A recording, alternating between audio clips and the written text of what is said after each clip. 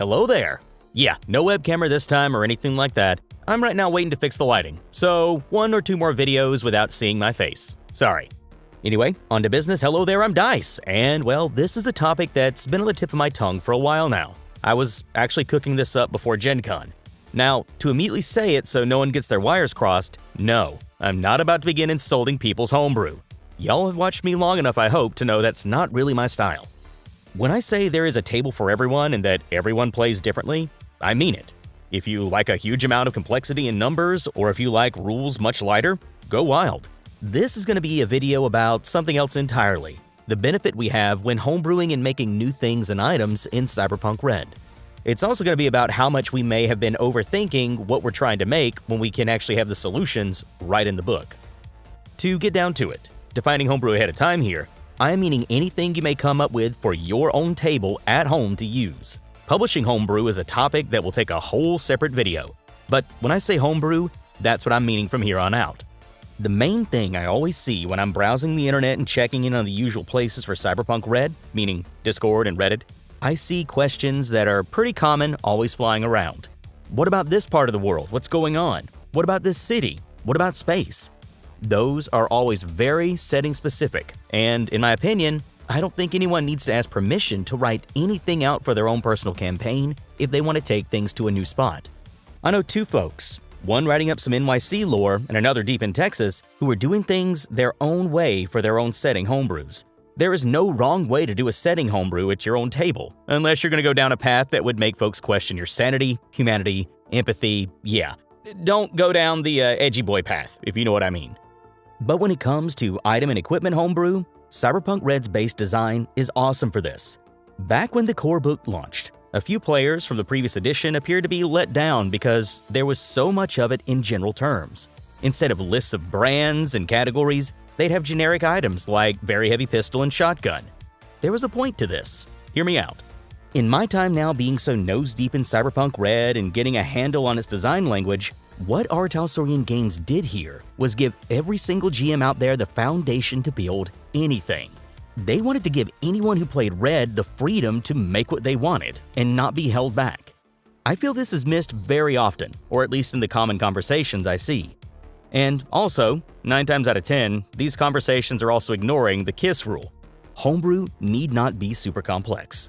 But I also operate on the idea of if I can't explain it to a brand new player in 1 to 2 minutes, I've gone too deep on the mechanics for this single item. That's my approach though, not everyone else's. Think of the Cyberpunk Red items as components that can be stacked to make a greater object in the end. And I have 2 examples of how the base book and its wording allows for 2 things people have asked for and begged across most media I've seen. Yes, I keep my finger on the pulse of what folks want. Kinda doing my part on a guy making videos on YouTube, you know? The first example was one I was messing around with way before Gen Con. And after Gen Con and getting to run the Edgerunners playtest, I shelved the idea. But I felt, at least for this video, I'd talk about it. Mantis blades. Now, Mantis blades in Cyberpunk Red, to be direct, are not invented yet. That's why you don't see them in the book. Mantis blades do not hit the scene until after 2045. But, as I did with the Rolling series, I'm not aiming for exacts, but feel. Looking at the core rulebook, you've got everything you need already. To give your character something resembling Mantis blades, it really is just a combination of 2 items. You only need pop-up melee weapon cyberware, and you slap a heavy melee weapon on it that's described as a bladed weapon. You'll have your concealable bladed weapon with a rate of fire of 2, which replicates how fast they appear. If you want to take that to a more flashy route, make that heavy melee weapon an excellent quality one to get that +1 hit. That's really what I feel that prototype Mantis blades would really have. At least, until 2077, since I already know how those operate and how they function, and I can go ahead and let you know, these Mantis blades are not like the ones we have in the Edgerunners playtest. Talking about that in a future video, by the way. Don't worry, haven't forgotten, haven't left y'all sitting. But in the end, if someone is wanting to have them in 2045 or at least something adjacent to them, there you go, you got your solution. But how about something though that's more complex in theory? How about a thing that by design should be extremely powerful, OP, and unstoppable?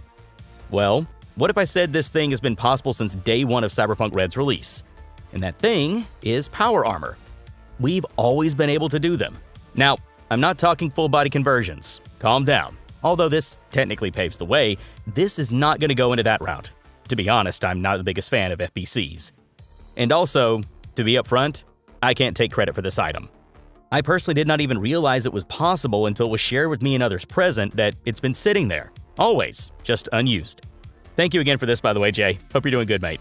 From here on, I am building off his initial point.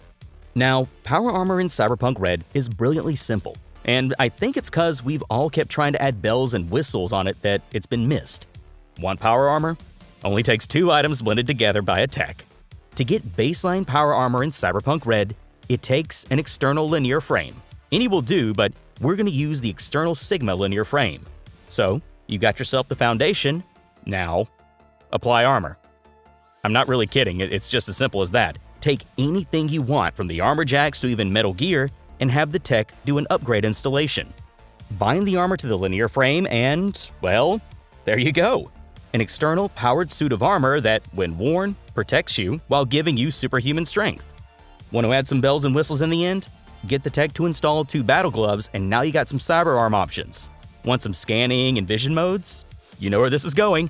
Get the smart glasses installed into the headpiece. And before you go, well, this all needs a tech, so it doesn't count, I'm going to throw you a curveball. In Night City, there's thousands to hire. Alright, not really curveball, but you really just need the eddies and time. You now have even more flavors of linear frames to use as base foundations. The Fumokataro for a stealth suit, the Vermilion for a speed suit, or even the SWAT frame for being just outright unstoppable and chasing someone down. If I did this with any suit, it'd be the SWAT frame. Now, the benefit of Red's rules for all this? You are not instantly overpowered and unstoppable, even if you want to be. A suit of powered armor is not going to be super fast. You're not going to be dodging bullets, but you can edge off the penalties that Metal Gear grafted on can bring. A tech can reduce the penalties with some work and time.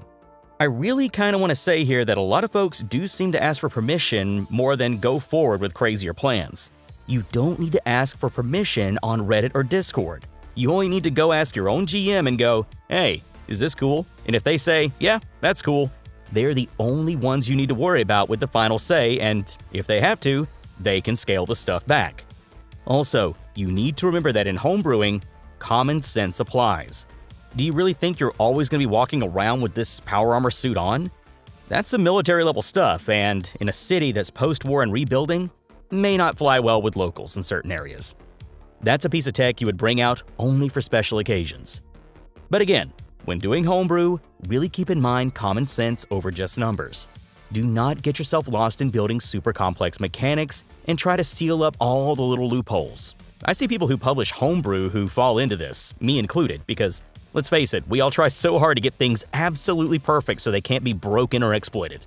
But if you, as a player, spend more of your time trying to find exploits and loopholes to be OP in your games, maybe tabletop is not the right thing for you and you may be more happier with a video game. But then again, I can totally be wrong and that may just be how your table plays. But remember, pushing to be superpowered via homebrew may, in the end, backfire. Not on you, but on the people you're playing with and cause your table to fall apart.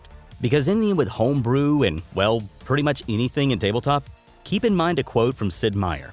Given the opportunity, players will optimize the fun out of a game. And yeah, if you only focus on numbers and not on narrative, this may end up happening to you. So, careful if you do want to go down that route. And make sure to remember, your own GM always will have the final word. No one else can override them when it comes to making sure balance is kept and fun is maintained. No one can override that as long as it makes sure everyone at the same time is enjoying the game. Take care, everybody, and I hope you find yourselves a good table.